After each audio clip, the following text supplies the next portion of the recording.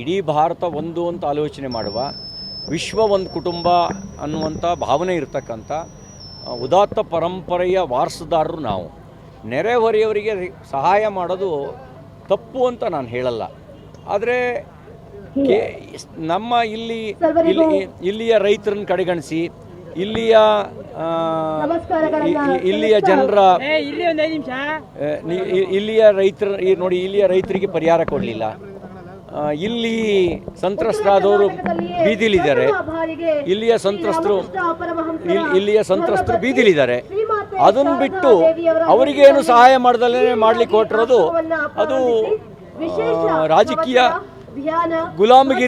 ಗುಲಾಮಗಿರಿಯ ಸಂಕೇತ ಆಗುತ್ತೆ.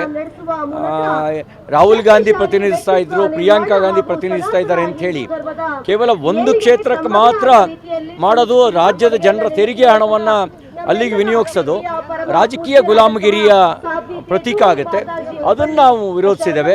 ಅದು ಬಿಟ್ಟರೆ ನೆರೆಹೊರೆಯವರಿಗೆ ಸಹಾಯ ಮಾಡೋದು ತಪ್ಪು ಅಂತ ನಾನು ಹೇಳಲ್ಲ. ಆದರೆ ಈ ಥರ ರಾಜಕೀಯ ಗುಲಾಮಗಿರಿಗೆ ರಾಜ್ಯದ ತೆರಿಗೆ ಹಣವನ್ನು ಖರ್ಚು ಮಾಡೋದು, ಇಲ್ಲಿ ರಾಜ್ಯದ ಜನರ ಸಂಕಷ್ಟವನ್ನು ಕಡೆಗಣಿಸಿ ಖರ್ಚು ಮಾಡೋದು ಅದು ಸೂಕ್ತವಲ್ಲದ ನಡವಳಿಕೆ.